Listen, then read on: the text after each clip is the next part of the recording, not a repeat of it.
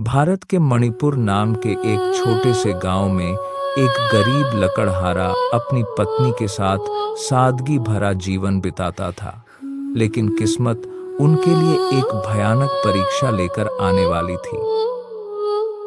राजू गरीब था, लेकिन उसका दिल बहुत अमीर था।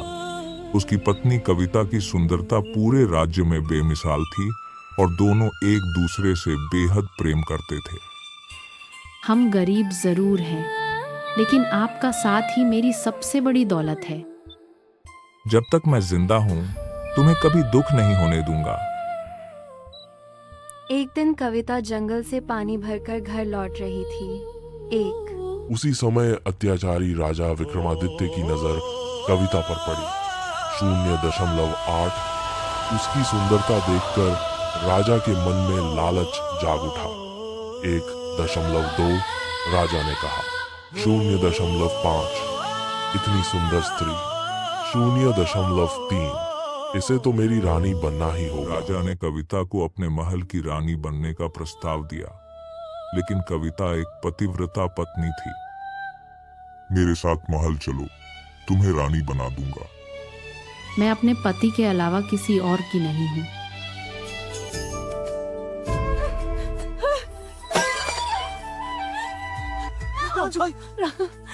राजू, राजा ने मुझे अपनी रानी बनने के लिए कहा। क्या उसने तुम्हें छूने की कोशिश तो नहीं की? कविता के इनकार ने राजा के अहंकार को चोट पहुंचाई। अब उसने ताकत नहीं, बल्कि छल और साजिश से राजू और कविता की जिंदगी बर्बाद करने का फैसला किया। अगर कविता मेरी नहीं हो सकती, तो राजू भी चैन से नहीं जी पाएगा। महाराज, एक झूठ पूरे गांव को आपके पक्ष में कर देगा। राजा की चाल शुरू हो चुकी थी। पूरे गांव में ये झूठ फैला दिया गया कि राजू ने राजमहल से चोरी की है। एक पल में सम्मानित इंसान सबकी नजरों में चोर बन गया। सुनो गांव वालों, राजू ने राजमहल से चोरी की है। महाराज का आदेश है, कोई भी उसकी मदद नहीं करेगा। हमें यकीन नहीं हो रहा, लेकिन राजा झूठ क्यों बोलेगा? झूठ धीरे धीरे सच बन गया। पूरा गांव राजू को चोर समझने लगा। चोर हमारे गांव में नहीं रहेगा। मेरे पति निर्दोष हैं। राजू की मेहनत की कमाई भी उससे छीन ली गई। अब कोई उसकी लकड़ियां नहीं खरीदता था। भूख, अपमान और अकेलापन, यही उनकी नई जिंदगी बन गई। मैंने कोई चोरी नहीं की, फिर भी कोई मेरी बात सुनना नहीं चाहता। सच एक दिन सबके सामने आएगा। हमें हिम्मत नहीं हारनी चाहिए। राजू कहाँ है? सच बताओ। राजू, सैनिक तुम्हें पकड़ने आए थे।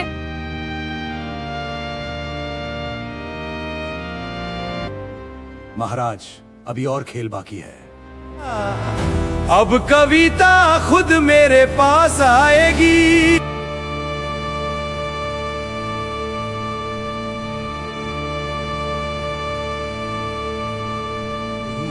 सैनिक राजू के घर पहुंच गए। राजू, इन्हें मत ले जाने दो। छोड़ दो। कविता की पुकार भी सैनिकों को रोक न सकी। उसे बेरहमी से गिरफ्तार कर लिया गया। राजू, रुको। कविता, भागो, भागो। मैं निर्दोष हूँ।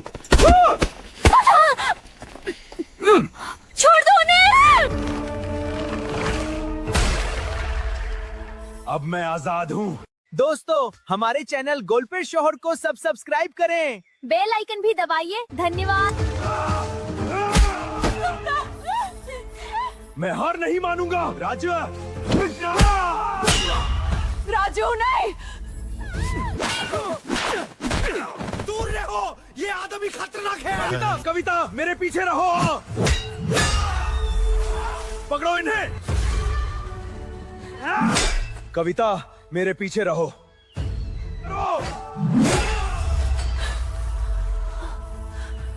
दूर रहा।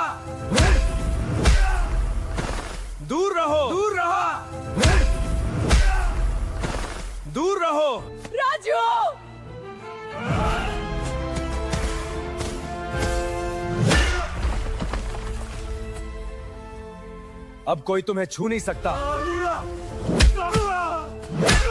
एक साथ आओ। राजू, राजू नहीं। कायरो, रस्सी से नहीं, हिम्मत से लड़ो। भागो। क्या बड़ी। और राजू हार गया। मुझे छोड़ दो, मैंने कोई अपराध नहीं किया। चुप, महाराज का आदेश है।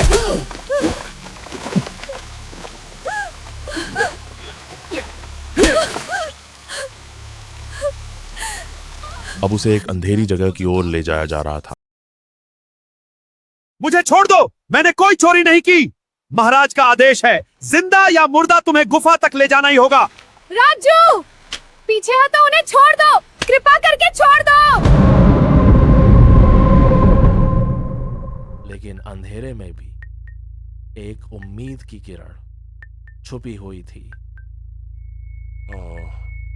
मैं हार नहीं मानूंगा। जब सारी उम्मीदें खत्म हो चुकी थीं, तभी अंधेरे में एक चमत्कार उतर आया।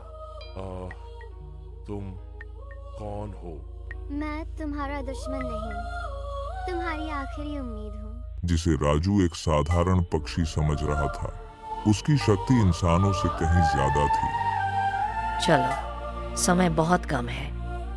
मैं तुम्हारे साथ हूं।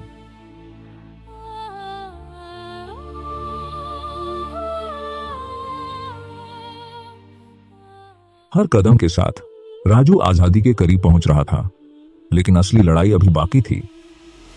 अब मुझे कविता को ढूंढना होगा।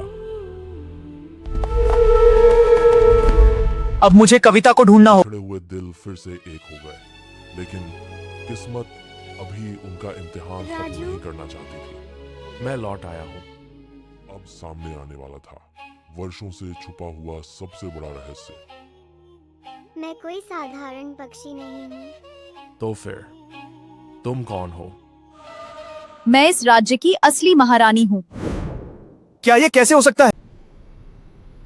मैं इस राज्य की असली रानी हूँ। राजा, मल्लिका और एक तांत्रिक ने मेरे खिलाफ साजिश रची और मल्लिका को इस राज्य की रानी बना दिया गया। लोभ और विश्वासघात ने एक रानी को पक्षी बनने पर मजबूर कर दिया। विक्रम, तुमने मुझे धोखा दिया। अब इस राज्य की रानी केवल मल्लिका होगी। आज रात आपकी इच्छा पूरी होगी। महारानी, कृपया यहीं खड़ी हो जाए। दोस्तों, हमारे चैनल गोलपेट शोहर को सब्सक्राइब करें। बेल आइकन भी दबाइए। धन्यवाद। आज से मल्लिका ही इस राज्य की महारानी होगी। यही जादुई पत्थर है। मेरी मुक्ति उस नीले जादुई पत्थर में छिपी है, उसे तोड़ना ही होगा। उस नीले पत्थर को तोड़ दो, मैं फिर इंसान बन जाऊंगी। मैं अभी महल जाऊंगा। राजू, मैं अभी महल जाकर वो पर्वत तोड़ दूंगा। अब राजू मौत के महल में कदम हकने जा रहे थे।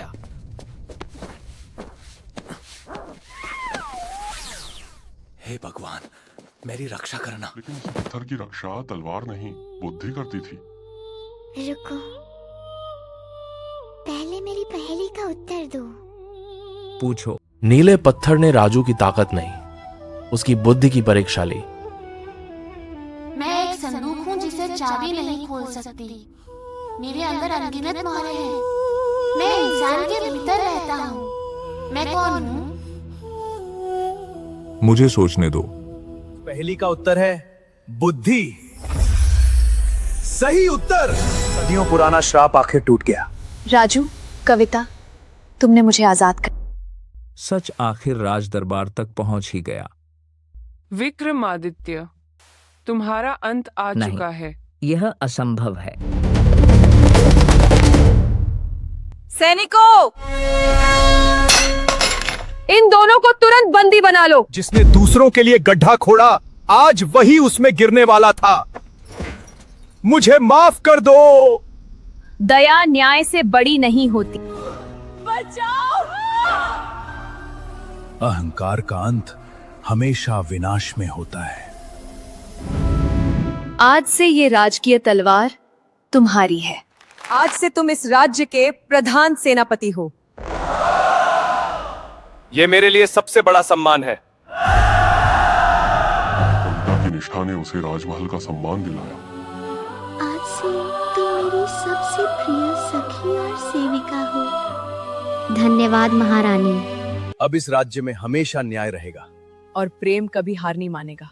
सच्चा प्रेम, सच्चा ईमानदारी और साहस अंत में हमेशा जीतते हैं। यही इस कहानी की सबसे बड़ी सीख है।